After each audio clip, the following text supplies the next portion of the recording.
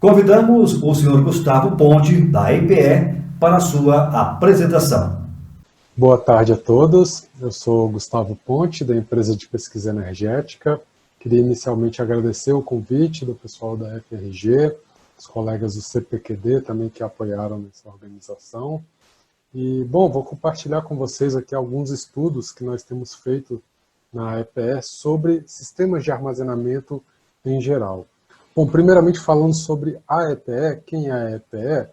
É uma empresa pública vinculada ao Ministério de Minas e Energia, e o nosso papel é desenvolver estudos que vão subsidiar a tomada de decisão pelo Ministério de Minas e Energia. Eu gosto de falar que nós somos o braço técnico do MME. E como é que nós fazemos isso? Por meio de publicações de notas técnicas, relatórios, vídeos no nosso canal do YouTube, o nosso webmap, que tem um conteúdo interativo, disponível no nosso site. Temos também um canal voltado ao público infantil. Somos bastante ativos nas nossas redes sociais também. E por que falar de armazenamento? O nosso sistema elétrico ele tem passado por algumas mudanças recentemente, principalmente com a introdução de novas fontes. Se a gente olhar nesse gráfico aqui em cima, que são os resultados dos leilões de energia nos últimos anos, a gente vê essas curvas amarela e azul, que são os preços praticados pelos projetos fotovoltaicos e eólicos, que têm tido uma queda bastante significativa.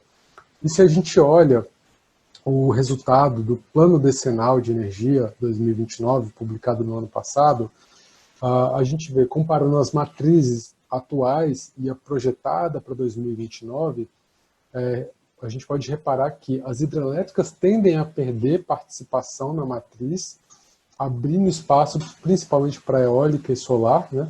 Mas ainda assim vamos ter uma matriz bastante diversificada. E a expansão dessas fontes de geração variável e não controlável traz novos desafios para o sistema. Se a gente olha esse gráfico aqui embaixo, que ele mostra a energia armazenada comparada com a carga do sistema, a gente vê que a nossa capacidade de armazenamento de energia tem caído ao longo do tempo, isso muito em função da menor participação das hidrelétricas, sobretudo porque as novas hidrelétricas que têm sido feitas, além de serem fazermos menos do que fazíamos no passado, não contamos mais tanto com reservatórios de regularização. Muitas vezes são projetos de usinas a fio d'água. E esses desafios, eles abrem oportunidade para novas soluções, como resposta da demanda, termoelétricas flexíveis, modernização de usinas e também soluções de armazenamento. Então, vamos falar um pouquinho dos vários estudos que nós temos feito na EPE sobre soluções de armazenamento. Existem diversas tecnologias e soluções, cada uma com sua aplicação diferente, o seu uso diferente, e aqui eu vou destacar 3 tipos principais, que são as usinas hidrelétricas reversíveis, as baterias eletroquímicas e o hidrogênio. Focando um pouco mais em baterias, porque é uma das principais tecnologias que tem sido discutida, está tendo uma queda de custos muito acentuada, o número de projetos vem aumentando e com isso a expectativa sobre novos sistemas também. E bom, começando por hidrelétricas reversíveis, o Brasil já dispõe de um conhecimento muito grande sobre hidrelétricas em geral, mas fazemos pouco uso de usinas reversíveis. E é uma solução que alguns países já adotam há quase um século, por permitir uma flexibilidade muito grande, por permitir a prestação de serviços ancilares e usos múltiplos, né? Então, no ano passado nós publicamos uma nota técnica com uma proposta de metodologia de avaliação de potenciais para a instalação desse tipo de usina. Já aplicamos essa proposta metodológica ao estado do Rio de Janeiro para obter resultados preliminares, testar, aferir essa metodologia. Já identificamos alguns sítios promissores para a instalação desse tipo de usina, e que consiste basicamente em 2 reservatórios, né? Tem um reservatório inferior e o superior, de forma que quando a energia está mais barata ou mais abundante, se bombeia a água para o reservatório de cima, quando a energia está mais escassa ou mais cara, se turbina para o reservatório de baixo.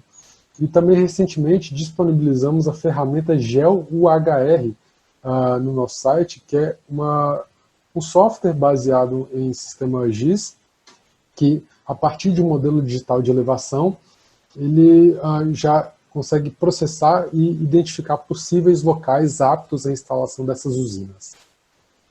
Bom, falando um pouquinho de hidrogênio também, é uma solução que tem ganhado bastante espaço, as discussões têm crescido, né? E a IEA, por exemplo, recentemente publicou um artigo mostrando que baterias de hidrogênio são possíveis soluções para energia limpa no futuro.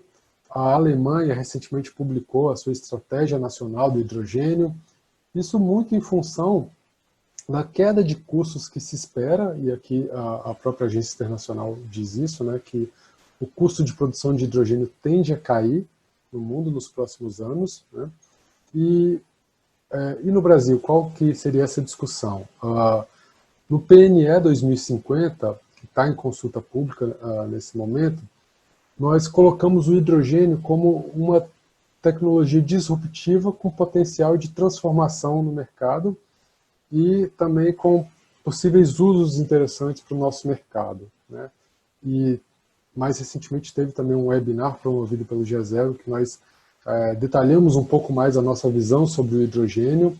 E a questão é que o hidrogênio ele pode ser utilizado para aplicações industriais, como o uso em refinarias, siderurgia, produção de fertilizantes.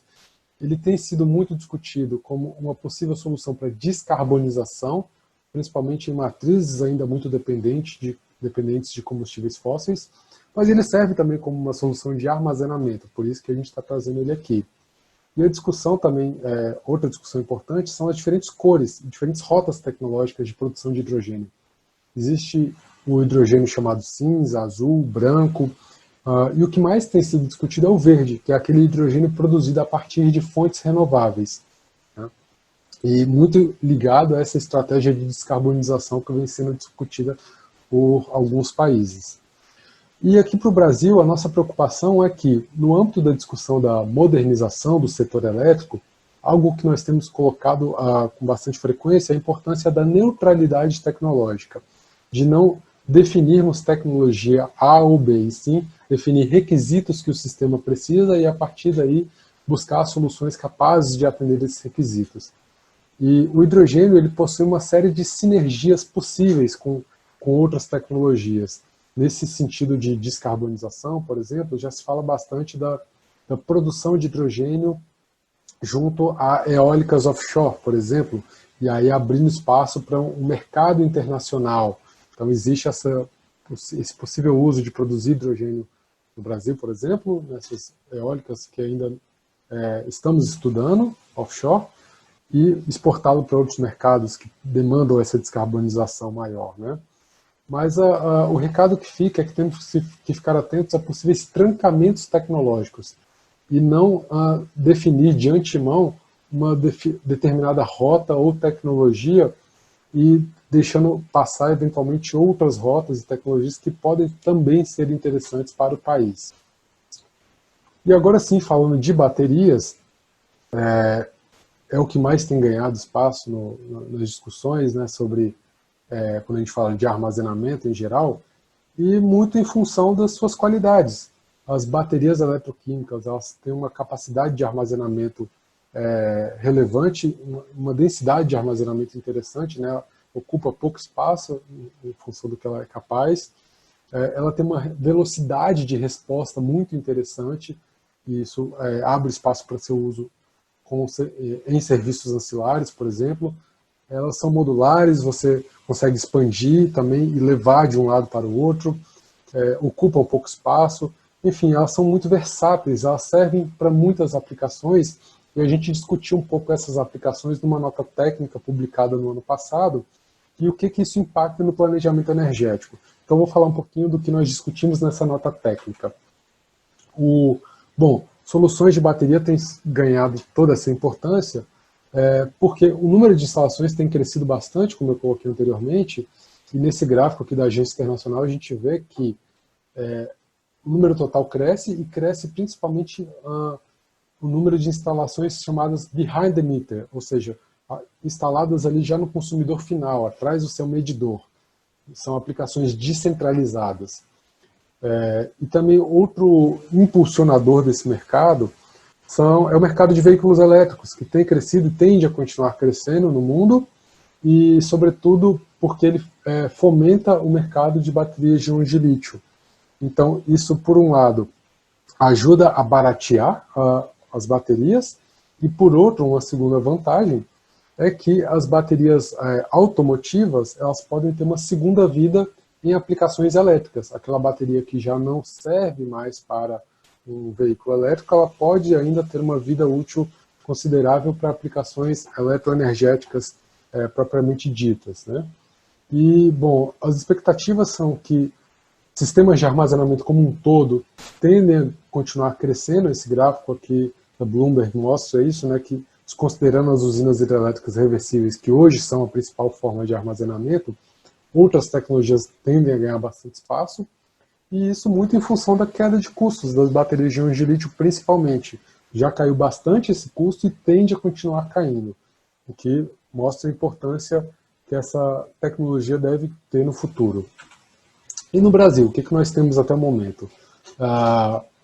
O P&D estratégico da ANEEL, iniciado em 2016, certamente ele já vai ter sido abordado aqui em outras apresentações. Foram 23 projetos selecionados de diversas tecnologias, a maioria de íons de lítio, mas também tem hidrogênio e outras tecnologias de bateria. E aí resultou em um investimento considerável em sistemas de armazenamento já instalados, na capacitação de diversos agentes. E, bom, fora isso, nós temos também algumas iniciativas ainda pontuais de instalação propriamente dita de baterias, seja em projetos de P&D, seja em soluções comerciais, e principalmente essas soluções comerciais que estão ganhando espaço são de sistemas atuais de medidor. Já tem algumas empresas instalando e comercializando esse tipo de solução, seja para aquele consumidor que deseja reduzir a demanda contratada junto à distribuidora, seja para melhorar a qualidade da energia na sua instalação, ou seja para geração na hora da ponta, para fugir da tarifa mais cara nesse momento, né? Então, bom, sabendo dessas múltiplas aplicações, é preciso entender um pouquinho cada uma delas para entender os benefícios que as baterias podem nos trazer. Então, a gente já falou que elas podem ser instaladas junto ao consumidor final e aí prestar diferentes serviços. Elas podem ser aplicadas também de forma centralizada, e aí estão na disposição do operador do sistema para os diferentes usos, seja para prestar serviços ancilares, seja para o uso de arbitragem, seja para aplicações de peak shaving, por exemplo. E, bom, ela pode ser usada tanto do lado da geração, instalada junto a usinas, quanto do lado da distribuição, de forma descentralizada, mas também como ativos de transmissão. Então, são tantas aplicações que o que a literatura indica é a importância de não permitir um único uso apenas, né? Porque senão a bateria pode acabar ficando ociosa e não se pagar. A ideia é permitir que os diferentes usos e, com isso, diferentes remunerações. Se a gente somar as várias caixinhas de remuneração, elas juntas podem sim viabilizar o uso de uma bateria.